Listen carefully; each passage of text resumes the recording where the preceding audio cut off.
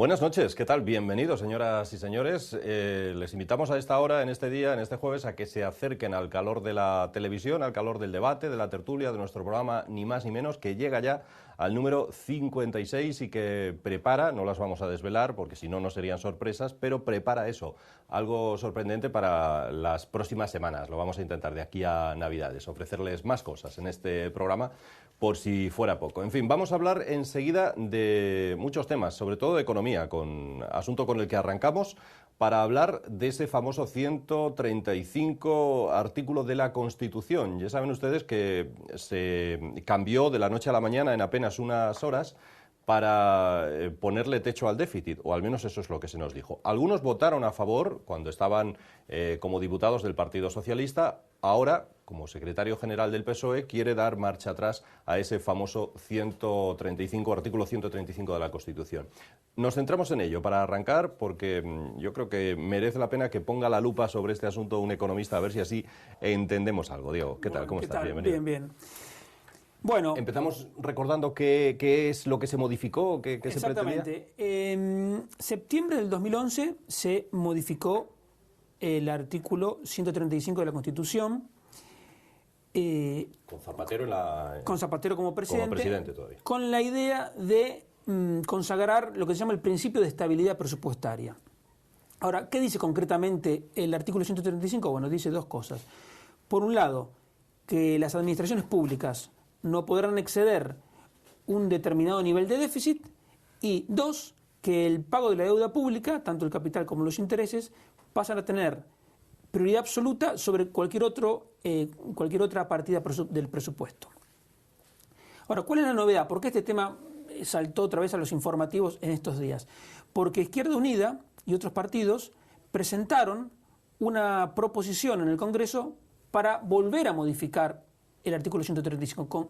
¿Con qué idea? La propuesta concretamente era retomar la redacción anterior del artículo, añadiéndole un tercer punto que dijera que la financiación necesaria que garantice la cobertura universal de los servicios públicos fundamentales gozará de prioridad absoluta. Es decir, en definitiva, cambiar... Prioridad sobre la prioridad. Porque... Claro, cambiar la prioridad de la deuda por la prioridad de la financiación de los servicios públicos fundamentales. Bueno, es cierto que el artículo 135 se modificó, como bien decía Víctor, prácticamente de la noche a la mañana, sin el debate que hubiese sido deseable. También hay que reconocer que se hizo cuando la crisis económica y financiera en toda Europa se estaba agravando, y con esto se intentaba evitar que la cosa se profundizara. El interés del bono español estaba alcanzando el 6%.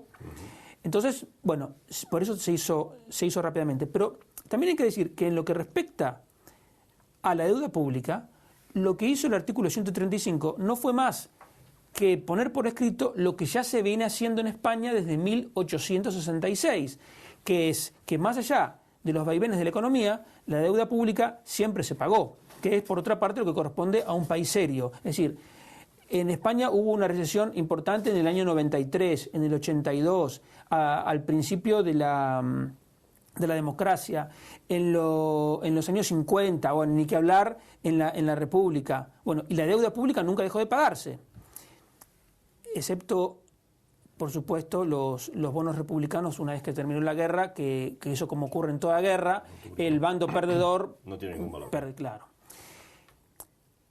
Pero además, hay que admitir que tampoco se trató de una ocurrencia de Zapatero, sino que, por el contrario, fue una decisión que venía dada del ámbito europeo. ¿Por qué? Porque unos meses antes de la reforma, 6 meses antes de la reforma, todos los países de la Unión Europea, excepto Reino Unido y República Checa, firmaron un tratado de estabilidad, coordinación y gobernanza, que en su artículo 3 dice precisamente que los países firmantes, entre ellos España, se comprometen a no superar un déficit estructural del 0,5% del PIB, y que en caso de tener un déficit fiscal superior, como era el caso, y un nivel de deuda superiores a los límites acordados, los iban a reducir.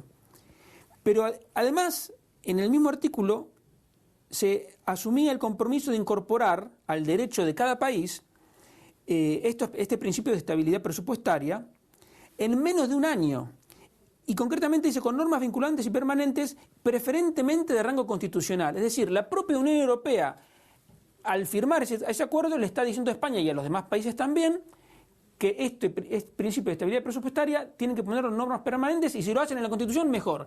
España, que está en una situación delicada, con un déficit fiscal desbordado, quiso ser lo mejor que podía hacer, que era ponerlo en la Constitución. Y por eso, desde ese punto de vista, fue razonable. Ahora, yo siempre digo que el euro es una defensa de los salarios, las pensiones y los ahorros de la gente, porque nos protege de las devaluaciones y la inflación que había en la época de los años de la peseta. Entonces, de la misma manera, me parece muy razonable que una norma de rango constitucional intente proteger a los ciudadanos de la irresponsabilidad fiscal de sus gobernantes. Porque recordemos, porque parece que hay gente que se olvida, que entre 2008 y hoy, las administraciones públicas gastaron 560.000 millones de euros más de los que ingresaron. 560.000 millones de euros más de los que ingresaron, y que multiplicaron la deuda pública casi por 3. Entonces, frente a ese manejo temerario de las finanzas públicas, yo creo, una vez más, que va en total interés de los ciudadanos, que la Constitución intente por lo menos evitar que eso se repita en el futuro. Ahora, por el contrario, de haberse aprobado la proposición de Izquierda Unida, que ya fue rechazada en el Congreso, que en la práctica significaba abolir el principio de estabilidad presupuestaria y que valía a poner en la Constitución algo así como préstame el dinero y luego ya veré si te lo devuelvo o no. No entiendo qué ventaja pueden tener los ciudadanos de un principio de irresponsabilidad fiscal. Ahora, también se critica este artículo y la ley orgánica que desarrolla este principio, porque es como una especie de candado, como si fuese un candado que es muy rígido. Pero la verdad es que no es así. Porque para empezar, cuando se habla de equilibrio presupuestario estructural, y siempre que se nombra la palabra estructural, es que se hace referencia a la recaudación tributaria que se obtiene con la economía funcionando en una situación normal. Es decir, que si hay recesión, los ingresos van a ser menores que los normales. Entonces, cuando se dice que hay un equilibrio estructural, significa que hay un déficit efectivo, porque la recaudación es menor de la que habría en una situación normal. Entonces, pero además, la ley orgánica que desarrolla estos principios dice que en caso de reformas estructurales, por ejemplo, puede también asumirse un pequeño déficit de 4 décimas. Y además, en este déficit nunca se tienen en cuenta medidas excepcionales que pudiera haber. Y además, por si todo esto no fuera suficiente para dar algún margen de flexibilidad, se dice que en caso de recesión económica grave, catástrofe natural o situaciones de emergencia extraordinaria, también se pueden superar esos límites. Entonces, parece, más que razonable. ¿No? Sí. Ahora, hay dos cosas muy sorprendentes en todo este tema. Por un lado, que Izquierda Unida presente una propuesta de este tipo nos sorprende, porque ya se sabe que un partido, cuanto menos probabilidades tiene de gobernar, más irresponsables son sus propuestas. Eso es normal. Pero que el PSOE, que es el partido que más años ha gobernado en democracia, que es un partido de gobierno que en algún momento va a volver a gobernar, secunde esta iniciativa, es verdaderamente sorprendente. También me sorprende que UPyD lo haya apoyado. Pero bueno. Pero el segundo tema sorprendente es que toda esta discusión, este intento de derogar el principio de estabilidad presupuestaria ocurra más de 5 años antes de que comience a regir, porque este artículo de la Constitución empieza a regir en el 2020 y estamos discutiendo 5 años antes que no lo queremos cumplir. Entonces, imaginémonos qué imagen se puede dar ante los inversores, más allá de un partido de gobierno que cambie de opinión, que 5 años antes de verse más o menos restringida en su posibilidad de gastar, dice, no, la verdad que me lo pensé mejor y voy a gastar. Entonces, todos estamos preocupados porque los servicios públicos y las pensiones se puedan pagar. Pero la gente tiene que saber que la única garantía real para los servicios públicos y las pensiones no va a venir de ninguna ley y ni de ningún artículo de la Constitución, sino que va a venir de una economía que funcione, que crezca y que funcione bien y que genere recursos y empleo. Y que para eso lo primero que hay que hacer es respetar los principios que de toda la vida se tienen en cuenta para que una economía funcione, que es pagar lo que se debe y no gastar más de lo que se tiene. Que parece lo más lógico. Más razonable. Ese déficit cero sí que es algo imposible, ¿no?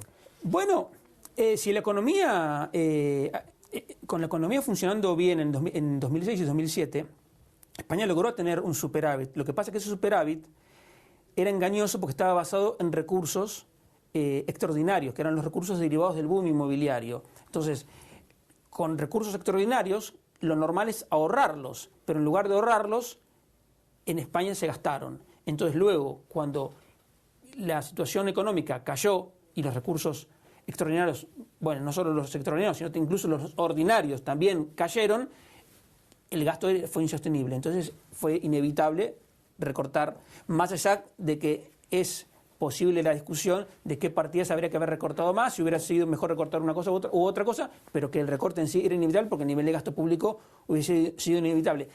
Porque tengamos en cuenta, una vez más, que si a pesar de todos los recortes y a pesar de los incrementos de impuestos, la deuda pública casi se triplicó y las administraciones gastaron 560.000 millones de euros más de lo que ingresaron, ¿qué hubiera pasado si no hubiera habido recortes? Bueno, hubiera estallado. Para terminar, y apenas en 30 segundos, alguien ahora que nos esté viendo puede pensar, a ver, Diego Barceló está diciendo que mejor pagar lo que debemos aunque nos quedemos sin sanidad o sin educación. No, porque justamente si nosotros decimos que vamos a pagar, nunca nos va a faltar el crédito. En Argentina hubo un presidente, Avellaneda, que dijo, la deuda se pagará sobre la sangre y el sudor de los argentinos, y tuvo tanto crédito que Argentina no tuvo problema en décadas. Muy bien, Diego Barceló, muchísimas gracias. Seguimos hablando de este y otros asuntos, señores. Enseguida, en unos instantes, vamos a hacer una pausa y entramos ya en nuestro debate aquí en Ni Más Ni Menos.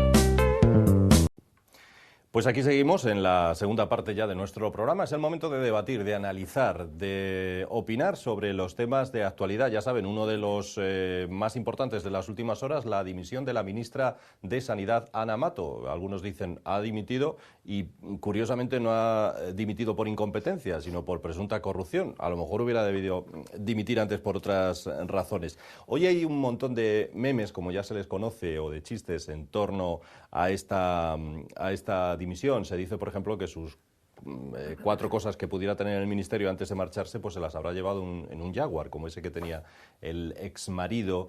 En fin, en el Congreso ha habido un interesante, apasionante debate, un cara a cara entre Rajoy y Pedro Sánchez. Pedro Sánchez le ha preguntado si la ministra ha dimitido por razones de salud.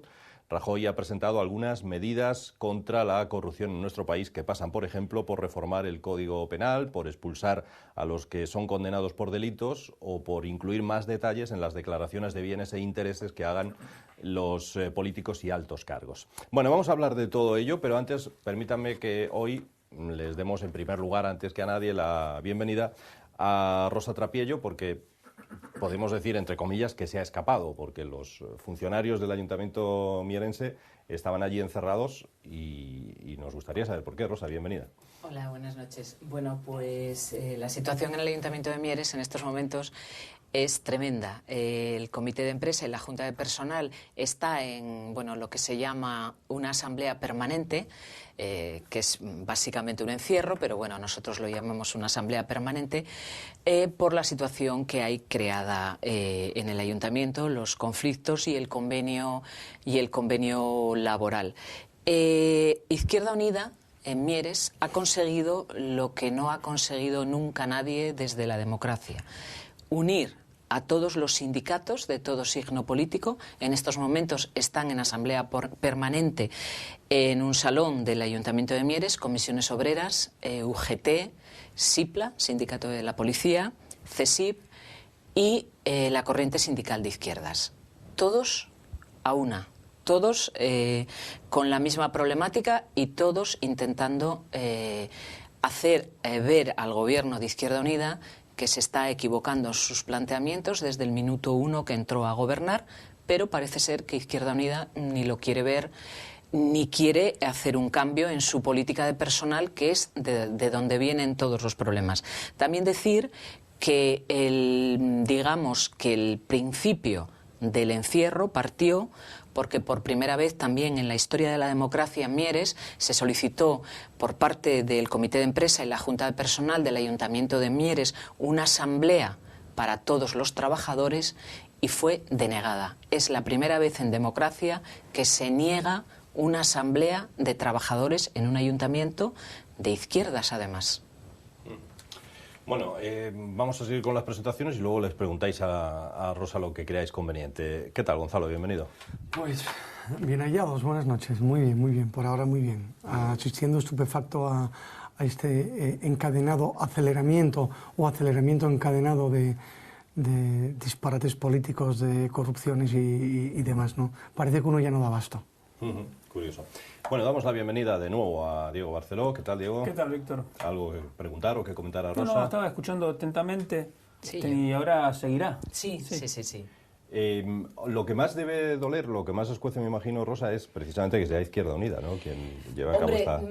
A mí no me escuece, a mí simplemente me parece vergonzante por parte de ellos, porque la presión, la brutal represión ejercida durante los últimos años sobre los trabajadores municipales, aunque suene difícil de creer, por parte de los componentes del gobierno municipal, mayoría de ellos ex-sindicalistas de la minería, pues ha obligado a todos los representantes a formular además una denuncia en el día de ayer por usurpación de los derechos fundamentales ante los juzgados de Mieres.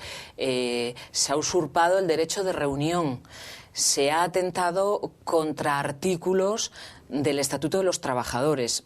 Es una tensa situación, tensísima, generada por eso, por continuas represalias, y esto no viene de ahora. En el año 2011, el 12 de diciembre de 2011, el equipo de gobierno de Izquierda Unida solicitó a las asociaciones vecinales de Mieres vigilar a los empleados municipales durante el desarrollo de sus jornadas de trabajo. Esto no me lo estoy inventando. Esto en la Nueva España y en demás periódicos, en las hemerotecas, está. O sea, pidieron a los vecinos que vigilaran a los trabajadores. La mayoría de las asociaciones de vecinos se negó. Pero no vamos a dejar de decir que algunos por su cuenta han hecho caso a lo que les ha pedido este equipo de gobierno de Izquierda Unida, y se dan las paradojas de que operarios que van a trabajar a zonas del municipio, a pequeños pueblos, aparece un vecino y le dice: tú vete a no sé dónde a segar este prado o a no sé qué. El trabajador le dice: no, yo perdone, pero respondo solamente a lo que mi jefe me dice. Y la respuesta del vecino es: llamo a Aníbal. Aníbal es el alcalde. Y lo peor de todo es que lo llama. Y lo peor de todo es que el alcalde reprende al trabajador. Y en muchísimos casos además le abren un expediente. Entonces, claro, esto que suena, que me imagino que muchísima gente que nos esté viendo no se lo va a poder creer, podrán decir: bueno, esto es una exageración. No, está en las hemerotecas, sucede, y hay multitud de expedientes abiertos por estos motivos. Ahora, pasados 3 años de aquella medida, de esa medida que estoy contando tan tremenda, esa medida insólita, antidemocrática, pues seguimos no solamente igual, sino peor. El día 18 de noviembre pues llegó una circular a todos los trabajadores en la que intentaron que todos los trabajadores y trabajadoras firmaran Un informe diciendo que las cámaras de seguridad instaladas en los distintos puestos de trabajo del ayuntamiento pueden ser utilizadas para apertura de expedientes a los trabajadores, vulnerando con ello la finalidad con la que fueron puestas esas cámaras, porque esas cámaras están registradas en la Agencia de Protección de Datos como cámaras de protección. No se entiende que nadie ponga una cámara en un centro de trabajo mirando a la entrada de los vestuarios o mirando a las máquinas del café, porque para saber si el trabajador se cambia primero o se cambia después. No, esas cámaras son exclusivamente para si hay un problema, una denuncia, las personas autorizadas por protección de datos, mirarlas y decir, bueno, pues hay una denuncia de que hay alguien que ha cometido un delito, pues no. En el Ayuntamiento de Mieres esas cámaras parece ser que son como un entretenimiento para algún concejal que las mira cuando le viene en gana, y eso es un delito. El Gran Hermano. Es el Gran Hermano, de hecho, bueno, pues, en fin, hay carteles que eso dicen, el Gran Hermano de Izquierda Unida nos vigila. Los representantes sindicales de todos los trabajadores pues se vieron forzados a reunirse en asamblea permanente para tratar de forzar que se lleguen a acuerdos, ya no solo con este tipo de cosas que es evidente que las hay que arreglar, sino con otro tema que es la clave de todo esto, que es el convenio colectivo. El convenio colectivo de los trabajadores municipales duró un año. Hubo más de 50 reuniones y se llegó a un acuerdo por parte de la casi totalidad de los representantes de los sindicatos. Firmaron todos menos uno, que fue la Corriente Sindical de Izquierdas, que decidió en su derecho no firmar ese convenio, y los partidos políticos lo firmaron el Partido Socialista e Izquierda Unida. El PP se abstuvo. Bien, esto se firmó hace 6 meses, en mayo. Pues a día de hoy el convenio no está en vigor. Está en vigor solo para algunas cosas en las que el concejal de personal decide que está en vigor.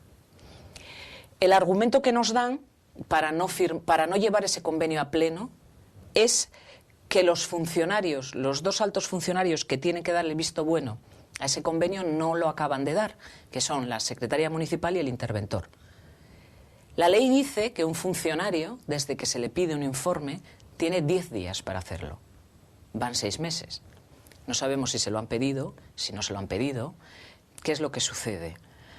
Entonces, los trabajadores queremos tener un convenio, porque esto lo que está sucediendo es que este señor, este concejal de personal, avalado por el alcalde Aníbal Álvarez, los 2 de Izquierda Unida, han decidido que los trabajadores municipales no tienen convenio y que estamos en el Estatuto Básico de los Trabajadores. ¿Qué quiere decir? Que no tenemos ningún derecho. Ninguno. Que hemos perdido absolutamente todos los derechos. Que estamos a merced del Ayuntamiento de Mieres, no del Ayuntamiento, de Izquierda Unida. Y Izquierda Unida pues parece que le gusta mucho pues a los trabajadores tenerlos debajo de la bota, que es lo que está haciendo en este momento Izquierda Unida. O sea, es una situación tremenda. Los trabajadores, los representantes de los trabajadores, en un último intento, volvieron a pedir otra reunión para informar a toda la plantilla. La primera reunión se nos había denegado, pues se volvió a solicitar otra reunión en el convencimiento de que, bueno, igual pues estos señores habían recapacitado y decían, bueno, pues que hagan la reunión, la Asamblea General, y pues los sindicatos pensando en que quizás lo reconsideraran, hacíamos la reunión y volverían las cosas, bueno, a reconducirse. Pues esta mañana llegó otra carta, otro escrito, denegando de nuevo la Asamblea General, empecinándose en seguir, midiéndose con los sindicatos, y luego hay otras muchas cosas más, bueno, pues coacciones del tipo de algún insulto, en fin, la cosa está francamente mal, es incomprensible. No se entiende que alguien que esté en política haga este tipo de cosas. O sea, no quiere ir a hablar el alcalde con los trabajadores. Le hemos pedido entre en esta sala y diríjase a nosotros y explíquenos qué es lo que pasa, y él dice que solo con 5. Y bueno, se le ha dicho, no le vamos a hacer nada, somos todos representantes sindicales. No sabemos si es que cuando eran sindicalistas de la minería y iban a la boca de los pozos a parar los pozos, iban con guardaespaldas, porque ahora tienen miedo a enfrentarse a 20 delegados sindicales y a explicarles a lo que tienen derecho unos delegados sindicales, a que se les diga cuál es la situación y por qué están sucediendo estas cosas. Así las cosas, los trabajadores en el Ayuntamiento de Mieres siguen encerrados, es indefinido, a nadie le gusta estar encerrado en un lugar para reivindicar sus derechos, y allí están los compañeros y allí seguirán. Esto es indefinido, y cuando ellos decidan qué postura van a plantear, pues nos sentaremos y hablaremos. Bueno, lo que queráis aportar, yo creo que Rosa lo ha explicado además muy bien, todo lo que está ocurriendo. Sí, yo creo que poco hay que añadir, al margen de que curiosamente son siempre administraciones izquierdas las que más cercenan los derechos de los trabajadores. Es una cosa curiosa, ¿no? Se nos llena la boca con lo mismo que luego aprovechamos para cepillarnos. Y yo igual, yo creo que ratificar un poco lo dicho por Rosa. Bueno, pues el encierro es indefinido, Rosa, a ver cómo acaba todo esto. A ver cómo acaba. Está complicado, la verdad. Bueno, decíamos antes que ha dimitido la ministra Ana Mato, que quizá debería haber dimitido antes, dicen los médicos, más por incompetencia que por presunta corrupción, como en este caso, o por recibir favores de los que se beneficiaba su exmarido, que era el alcalde de Majadahonda, si no me equivoco, ¿no? Gonzalo. A mí, vamos a ver, me parece que podría haber sido, vamos a ser precisos, un acto de honestidad política si hubiese sido a tiempo. Pero es que el matiz es el siguiente, aquí no dimitimos hasta que nos echan el lazo, ¿no? Es decir, ella, en primer lugar, es difícil de entender lo que sostiene el auto, ¿no? Que es un poco parecido en algunos extremos a los de la infanta. Pero, es decir, si cuando esto salta y tú teóricamente te enteras, coño, vaya lo que ha hecho mi marido, ese día dimites de tus responsabilidades políticas porque quien ha estado contigo ha hecho eso.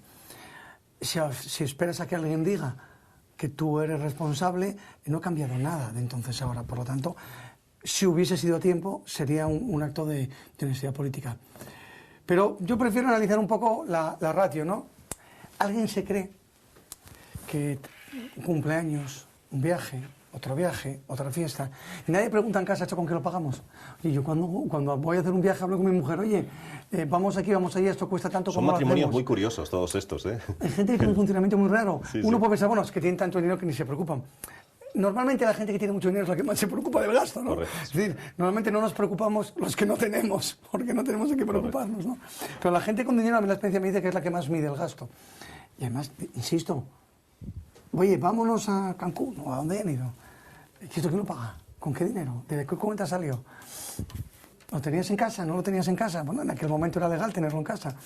3.000, 4.000, 5.000 euros, no sé. Es decir, no es compré el periódico o me compré un iPhone nuevo. Que yo si me compro un iPhone, mi mujer me pregunta cuánto costó y dónde sacaste el dinero. Es lo lógico, lo normal, La ¿no? mía también, sí, sí. Pues esa es la parte que yo no entiendo. Es decir, ¿cómo un juez puede tragar hasta ese extremo, ¿no? Ese ejercicio de voluntarismo de voy a decir que esto es así para simplificar las cosas. Ahora, mire, no. O sea, Pero a ver si nos no ponemos de cuela. acuerdo, porque la infanta entonces Lo mismo. está en el mismo caso, ¿eh? Claro. No, lo de la infanta es peor porque parece que les asesoraba su secretario a los dos. Hombre, y la infanta además estaba en empresas, o sea, en empresas de Urdangarín, o sea que también... Yo a mí lo que me sorprende es esa postura que tiene Rajoy, que es como tirar siempre hacia adelante, que es... ya no es que le crezcan los enanos, antes Gonzalo decía una frase divertida, que es que los riega, ¿no? Y bueno, pido disculpas en la frase que acabo de decir, porque, bueno, se puede ofender a alguien con lo que acabo de decir, ¿no? Que le crece... Pero la culpa para mí, que fui el original, ¿no? Le crece todo, o sea, riega los geranios, ¿no? Y que diga que defiende la inocencia de Ana Mato porque ignoraba los delitos, pues que es como reírse de todo. Es que no se lo puede creer Bueno, él. lo que pasa es que Rajoy se apoya en lo que dice el juez. Entonces, yo de todas formas pondría de manifiesto dos cosas, que no niega ni lo que dice Gonzalo ni lo que dice Rosa, porque yo estoy de acuerdo. Pero que ha habido una dimisión, bueno, eso es una novedad. No quedaba otra. Bueno, pero... División relativa, digo. Vale. Sí sigue cobrando al fin y al cabo. Bueno, vamos a ver cuánto va a cobrar. Pero lo más Dimite importante... como ministra, pero no como... Sí, pero lo más importante que yo quería decir es lo siguiente, que queda la idea en general como que con el corrupto no pasa nada. Y la verdad es que estuve buscando en internet y hay decenas de políticos presos por corrupción. Entonces, el sistema funciona. Los casos más claros son los de todos los de las Islas Baleares. No sé por qué motivo la justicia en las Islas Baleares funciona más rápido, pero todos los dirigentes de Unión Mallorquina están presos. Y Jaume Matas y gente que era del gobierno de Matas, son decenas los que están presos. Está Granados preso, está Bárcenas. Bueno, quiero decir, hay mucho por avanzar, la justicia tiene que ser más rápida, pero no es tampoco que estamos en un país en el que al corrupto no pasa nada, porque, digamos, tarde o menos de lo que nos gustaría, pero el que la hace la paga. Sobre este asunto, ¿algo más, Gonzalo? Sí, estoy leyendo el auto al tiempo que eso, es un auto larguísimo, ¿no? Y ya digo que cuando se escribe tanto en derecho malo, ¿no? No suele hacer falta tanto detalle. Pero bueno, aquí llama la atención que las comisiones eran parecidas a al famoso 3%. No sé si lo habrán puesto de moda en Cataluña y lo habrán adoptado en Madrid o en algún que sitio, ¿no? Pero al final digo una cosa que dije en su día del PSOE, que dije de UGT y que mantengo, con lo que dice este auto, habría motivos para decretar la disolución del Partido Popular. Porque es una asociación que está funcionando como una asociación delictiva. Es decir, si se mantiene en sentencia lo que dice este auto y que supone también la imputación por beneficiarse a modo lucrativo el propio partido de esta trama, si eso es verdad, es una asociación delictiva. Lo que pasa es que, por ejemplo, en el caso de Aceves... Sus fines no son para delinquir, pero al final se convierte en eso. Lo que pasa es que precisamente yo creo que el juez debe haber tenido cuidado en no incurrir en eso, porque, por ejemplo, creo que Aceves ha sido desimputado. Sí, porque... con un matiz. Dice, sin perjuicio de lo que se determine en la pieza separada. Es decir, por esto, por lo que hablábamos de ese dinero que se había sacado de la caja del PP para invertir en un medio de comunicación, por eso lo desimputa, porque dice que no hay pruebas de que tuviese conocimiento de los hechos. Para mí hace un equilibrio, hace un equilibrio porque se meten en temas de dolo y aquí no es una cuestión de dolo, ¿no? En este tipo de delitos lo que la jurisprudencia habla siempre es del dominio funcional del hecho. Que no se trata tanto de que tú lo sepas como de que tú lo tenías que saber. Pero bueno. Al que han sometido a este país entre tantísimos, es algo, ya lo hemos hablado muchas veces, pero yo quiero matizar una cosa. Esta señora, esta ministra, ha dimitido por esos motivos, pero yo digo, ¿cuántas personas en Asturias, voy a circunscribirme a Asturias, han cometido el mismo delito que esta señora de una forma diferente? Y voy a explicarme. Más delito. Más delito aún, porque Gonzalo y yo antes lo hablábamos. Todos esos políticos y políticas asturianos que han colocado a sus hijos en empresas públicas, que no se ha respetado ni la capacidad, no se ha respetado absolutamente nada. Han colocado en empresas y creo que hay una revista asturiana que está haciendo una investigación al respecto y espero que lo podamos ver pronto. El número de hijos de sindicalistas, de políticos, colocados en lugares donde por su mérito y por su capacidad nunca habrían estado, incluso como trabajadores manuales, que es donde están muchos, porque por desgracia muchísimos no tenían ninguna formación y tuvieron que ir en muchos casos a las minas, a las pocas minas o la única, no sé si queda una mina o dos, no sé cuántas quedan. Entonces, si la corrupción de los ministros o de esta ministra es que tendrá que devolver unos 30 y tantos mil euros, porque parece que es en lo que han cuantificado el gasto que ella hizo de regalos y demás. Hay muchísimas personas en Asturias colocadas a dedo en empresas donde no tenían que estar, donde otros muchos que hubieran tenido derecho a optar a esos puestos no lo tuvieron, y esos son 30.000 euros pero al año. son muchísimos euros más. Pero eso, hay algunos políticos, algunos sindicalistas que creen que no es corrupción. Eso es la misma corrupción, la misma que la de Ana Mato. Es la misma. Los corruptos siempre son los otros, nunca es uno. Es la misma corrupción. Entonces, que se llene la boca a la gente que se cree que es honrada porque nunca ha metido dinero en el bolsillo, porque nunca abrió la caja, pero lo metió de otra manera, mira, colocando a los hijos. Así es como han metido el dinero en el bolsillo. Si alguien en Asturias quiere saber lo que pasó con eso, que se coja todas las sociedades participadas por el Principado de Asturias, a través de sus distintos organismos, receptoras de subvenciones, de fondos mineros, de estructurales, de lo que sea, y que comprueben cuando llegan a concurso o cuando se disuelven la composición de la plantilla.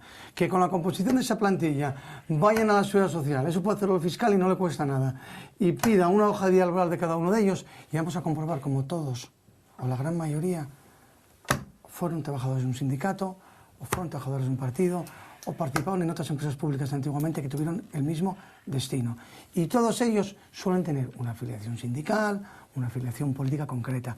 Y ahí hablamos, no hablamos de 30.000 euros al año, ahí hablamos de concursos de 5, 6, 7, 8, 10 y 12 y 15 millones de euros. Ahí podemos hablar de Temper, de Diasa Pharma, de Venturo 21, de cualquiera. Con que pensemos en cualquiera de ellas, en todas ellas vamos a encontrar un alto porcentaje de contrataciones coincidentes, más o menos en el tiempo, con las subvenciones de personal sobrante de otro sitio que se le contrata para luego mandarlo al ERE. Exactamente lo mismo que en Andalucía, solo que, hombre, un poco mejor elaborado. Creo que ahí fue un poco, quizás algún extremo haya sido demasiado burdo. Luego, esos sindicalistas, esos políticos que se creen que son muy honrados, súper honrados, porque ellos nunca metieron la mano en la caja, metieron la mano en la caja de otra manera. Pero eso es también prevaricar, y supongo que legalmente, Gonzalo, tú me puedes decir si también es prevaricar o no. Dictar a sabiendas es una resolución injusta.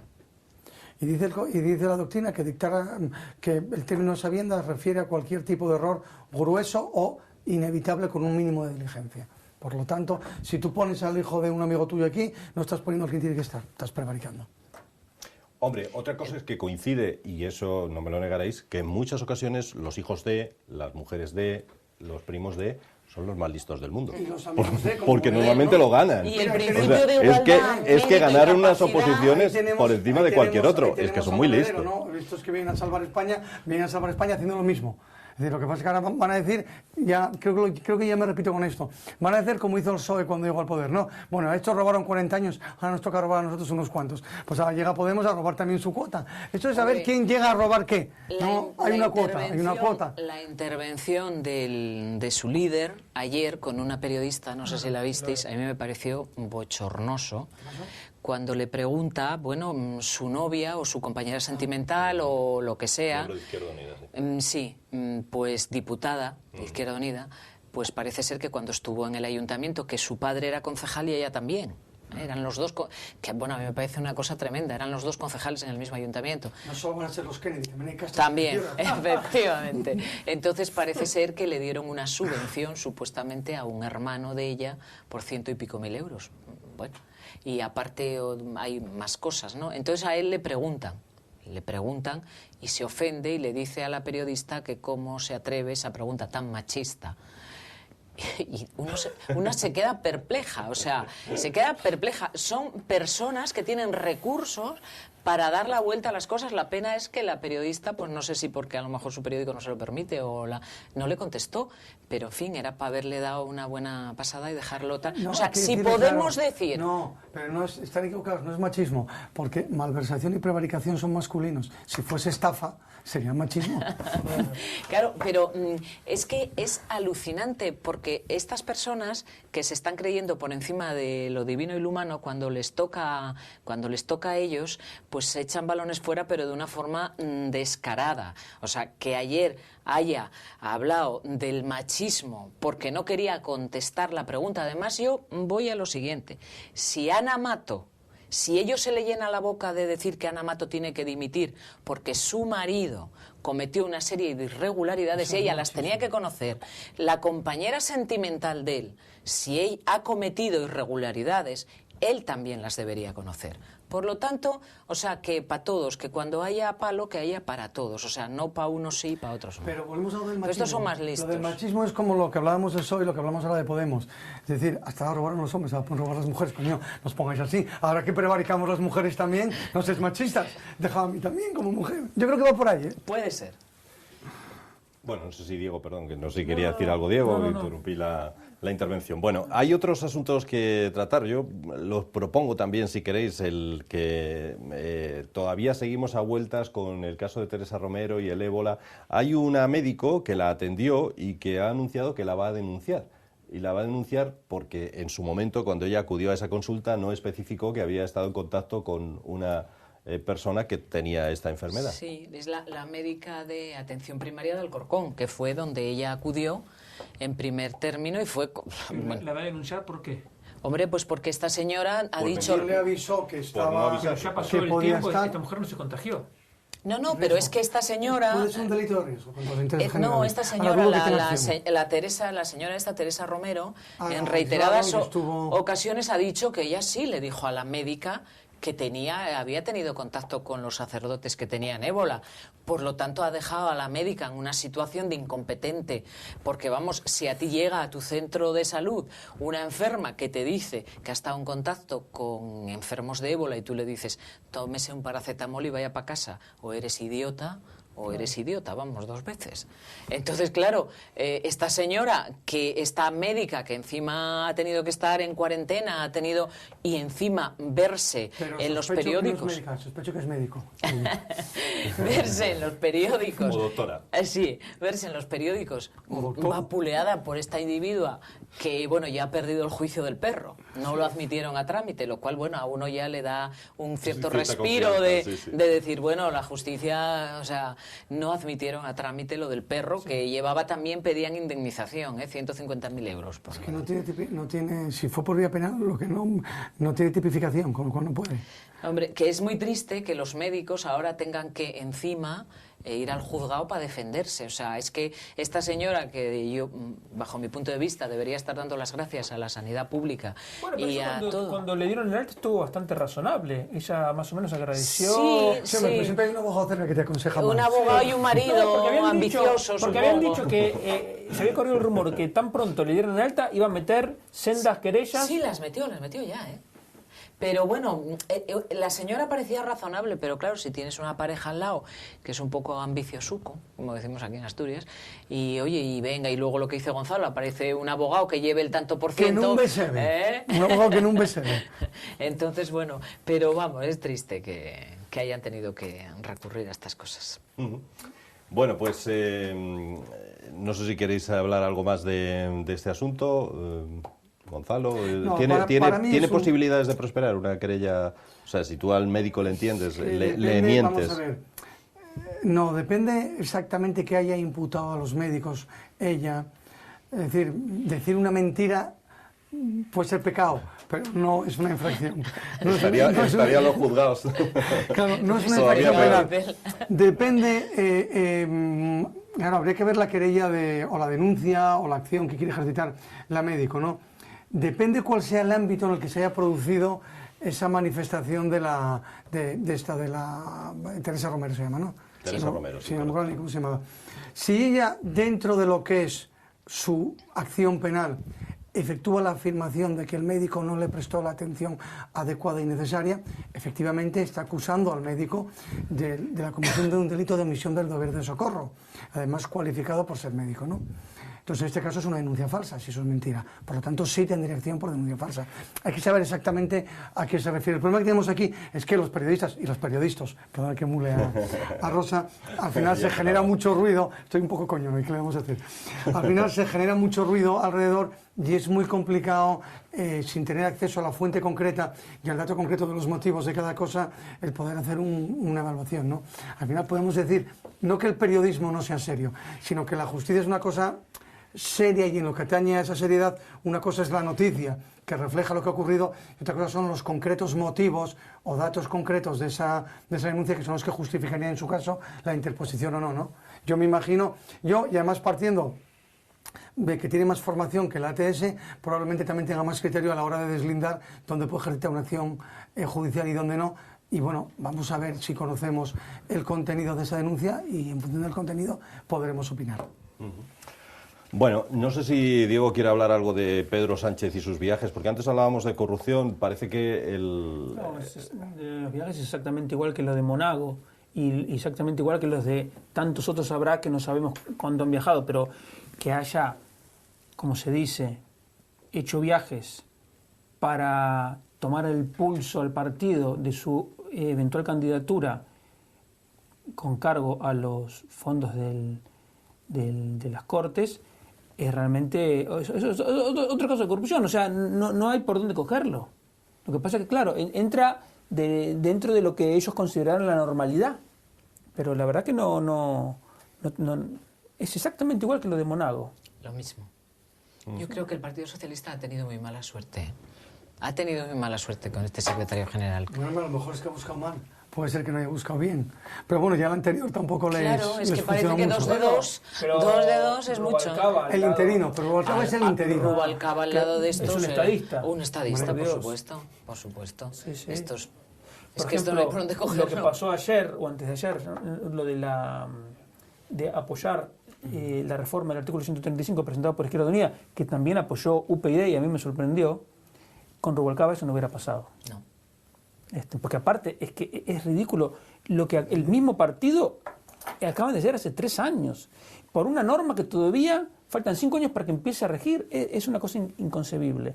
Inconcebible en un partido de gobierno. En un partido marginal que puede proponer cualquier cosa, eso es normal, digamos, pero en un partido de gobierno es realmente increíble. Él mismo votó a favor de lo que ahora quiere Bueno, eso en ese sentido se lo puede puede disculpar porque por la disciplina de voto. Lo importante en el Congreso son los bloques y el bloque dice una cosa y bueno, el sistema funciona así. Eso si fuese eso lo entiendo, pero si en el momento él hubiera protestado, hubiera mostrado su disconformidad de alguna manera.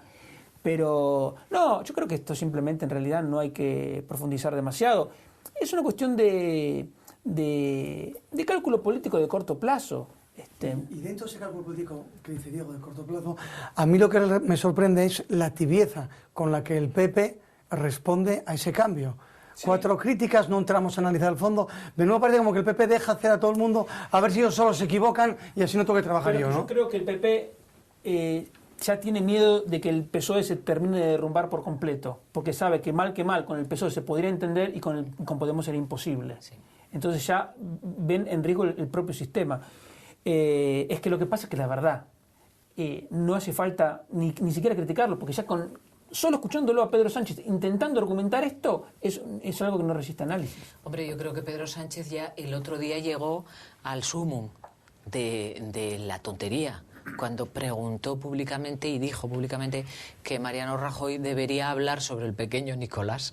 O sea, es que que él no creía en las cosas que decía, pero ¿estamos locos o qué? O sea, que este señor, bueno, no lo sé. Yo creo que debe haber programas de estos a donde él llamó en aquella ocasión, porque ahora, no tiene sentido, no tiene ahora sentido. También, claro. Digamos otra cosa. Si este tema de la reforma de reformar nuevamente el artículo 135 de la Constitución pasa prácticamente inadvertido, es gracias a que el PP tiene una mayoría con la que lo rechazó. Si no hubiese habido una mayoría, hoy tendríamos un problema en los mercados financieros importantes, con la prima de riesgo más alta y bueno, quiero decir, también pienso otra cosa, que Pedro Sánchez decidió sumarse a la iniciativa de Izquierda Unida porque sabía que no iba a tener consecuencias. Es decir, como total, el PP tiene mayoría, yo aprovecho, no me ganan por izquierda y que ellos se retraten. Y total no pasa nada. De todas maneras, es un razonamiento típicamente político, pero también típicamente muy pequeñito para la hora en la que atraviesa el país, ¿no? A mí, hay un tema del que no hemos hablado que yo creo que sí merece la pena detenernos, que es la dimisión, la finalización, lo que sea del Cándido Méndez. Yo creo que es importante, ¿no? La decisión de no continuar. Exactamente. Eso es algo increíble. Pero lo más simpático es que entre sus reflexiones es que dice, y aquí ya de nuevo volvemos a esa habilidad del socialismo para para decir una cosa y su contraria. Él dice que ve factible que alguien joven y con experiencia asuma el liderazgo. Bien, también yo veo posible que, no sé, que una ballena voladora aparezca mañana andando por el Prado, ¿no? Claro. Es decir, vamos a ver, joven y con experiencia, o sea, oiga, o una cosa o la otra, ¿no? Es decir, el sindicalismo sigue anclado en eso. Yo digo lo que me da la gana, que todo junto a la misma frase queda la mar de bonito. Pero luego no digo más que chorradas todo el santo día, ¿no? O sea, a lo mejor había que empezar a plantearse si estos sindicatos, no los sindicatos, sino si estos sindicatos van sobrando, y a quien primero habría que barrer es a los sindicatos, porque podemos observar que parte de la gran corrupción se genera en el entorno o alrededor de los sindicatos, más que en el de los partidos, casi diría yo. Entonces quizás yo hay un tema mínimo que quiero, porque me gustaría saber la opinión de Gonzalo. Lo contrario de la tuya, punto. Que la reina Leticia, bueno, o Leticia, a mí, yo en esto de los reinados no creo, que no permite izar y arriar la bandera de España en su delante de... Esto voy a ser como Diego. Hay que ver exactamente qué es lo que pasó, ¿no? Hay que ver exactamente. La corneta, que es lo que dicen el señor que tocaba. A mí me parece un poco ancestral esa, pero bueno, no, pues a mí va en el cargo esto. No lo es menos. Muchas de las cosas de la corona no son menos ancestrales. A lo mejor ancestral es la corona. Claro, por supuesto. Pero digo, es decir, eso hay que verlo más allá de lo que es la noticia llamativa. Volvemos a lo de antes. Hay que saber qué pasa en concreto con eso, qué ocurrió en concreto. Se cuentan muchas cosas. Parte es crítica interesada, otra parte pues tener algo de verdad. A veces coges un detallito y lo magnificas o lo descontextualizas. Pero eso, realmente final, han suprimido el izar bandera. Eso sí es así. No, parece que luego lo que tienes que lo hacen en otro sitio. Que lo han cambiado de sitio realmente. Es que es verdad que hay que tener cuidado con las noticias. Ayer salió una noticia que decían que el director del Instituto de la Juventud... O sea, si fuese así me parece mal, vaya por delante, ¿eh? O sea, me parece que o lo coges todo o no cojas nada. Nadie te obligó a ir allí, ¿vale? Pero hay que ver exactamente cómo es. La noticia que decía que el director del Instituto de la Juventud en Andalucía, que se estaba cambiando de edificio el instituto, pidió que también llevaran el retrete al nuevo edificio. Entonces decían, pero ¿cómo? Que le cogió cariño al retrete, que bueno, es una cosa que no carece sentido. Entonces realmente contaba así la noticia, decir, este hombre está loco, es un despilfarro, qué sé yo. Lo llaman por teléfono y el hombre dice, agradezco la oportunidad que me dan de comentar cómo es este tema, porque vamos a un edificio que está en muchas peores condiciones en las que estamos ahora y echamos cuentas y es más barato trasladar el váter, que no está en mi oficina, sino que es el váter de uso de toda la planta, porque el que está destrozado y es más barato esto que comprar otro. Ya, y entonces eso, sí tenga razón. Eso es una majadería porque ahí tienen que reponerlo ese. Vale, pero quiero decir... dice, tenía un claro, y no era su váter personal, sino que era una cosa de aunque sea una majadería, una idiotez, no era la misma idiotez. Claro. Sí, exacto. Claro, uno llega a encariñarse incluso con su baño. Sí, hombre, pero eso es también muy parecido a lo que pasaba con la natación de la mujer de Zapatero, que parece ser que usaba el de no sé quién, y entonces en ese acuartelamiento de entrenamiento tenían que dejar vacío la piscina para que fuese ella en el momento que le apetecía. Pues bueno, pues visto así, a lo mejor suena fatal, pero oye, igual resulta que vaya a una piscina pública, pues generas un despliegue que es mucho peor. Entonces, bueno, las cosas también hay que contextualizarlas, y luego lo que hay que pedirle, yo creo, a toda esta gente, pero a todos, de arriba abajo es normalidad. Sí. No me sea usted excéntrico. Excéntrico usted en su casa y con su dinero. Con lo de todos hagan las cosas fáciles, sencillas y normales. No se me complica la vida. Yo comprendo que el titular que yo leí decía que a Leticia le resultaba incómodo el sonido de la corneta. A mí también me resultaría incómodo. Yo voy a iniciar acciones ahora contra el arzobispado. Y el del despertador a las 7 de la mañana, a muchos también. Claro. Pero bueno, que porque quieren provocar, entonces él pide que lo quiten, porque hay una casa al de al lado y dicen que no les da la gana. Y entonces, fines de semana, a 12 y 1 de la madrugada toca. Y a las 7 de la mañana está tocando otra vez. Pues bueno, hay veces que hay cosas que esto es una cuestión de sentido común. Tampoco hay que volverse loco a saber quién tiene más poder o la tiene más grande. En Mieres hubo mucho debate con las campanas del ayuntamiento, que suenan cada hora, cada cuarto. Pero por la noche no sonarán. Las tuvieron que quitar, pero sonaban. Y empiezan a las 7 de la mañana hasta las 10, me parece que ahora son. Pero lo había hasta por la noche. Desde el punto de vista histórico es lógico, porque en una época en la que la gente no tenía relojes y se guiaba por el campanario. Hoy en día que todo el mundo tiene relojes, oigan, no cuesta nada a la hora en la que la gente está descansando no tocar las narices. Eso es como cuando tiran en las fiestas los voladores, que es perturban sobre todo en los pueblos, y eso antes era para avisar que empezaba la fiesta. fiesta. Ahora todo el mundo tiene móvil y tiene teléfono y se ponen carteles, o sea, ridículo. Bueno, señores, que acabamos, que nos quedamos sin tiempo, así que agradecer muchísimo a los tres que hayan estado aquí. Hemos acabado además en buena línea, en buen tono, con esto del váter y todas estas cosas escatológicas. Gonzalo, muchísimas gracias. Muchísimas gracias. Sabiendo que puedo ser joven y experto, estoy encantado de la vida. No, pero es verdad, ¿tú no echas de menos tu váter cuando te vas a un hotel, a un...? No, pero mi almohada sí. La almohada, ¿ves? También. Sí. Tengo un problema de cervicales y echo de menos mi almohada. Carlos Herrera, en el programa de ayer surgió ese tema y él decía, bueno, hay váteres en que uno encaja mejor. Claro. Y hay gente que fuera de casa no puede ir al baño. Claro, efectivamente. Y da igual el tiempo que esté fuera de casa. Hay ciertas patologías por ahí un tanto extrañas. Sí. Hay que ir a hoteles que tengan carta de almohadas, Gonzalo. No, Eso es no, la moda a mí ahora, ¿no? solo me vale la Parece mía. mentira. Solo me vale la mía. Eso es la Pues a moda. llevársela debajo del brazo. Muchas gracias, Rosa y Diego. Gracias. Muchísimas gracias. Y a ustedes, señoras y señores. La semana que viene volvemos un nuevo jueves con el que será ya programa número 57 de Ni Más Ni Menos. Hasta la semana que viene.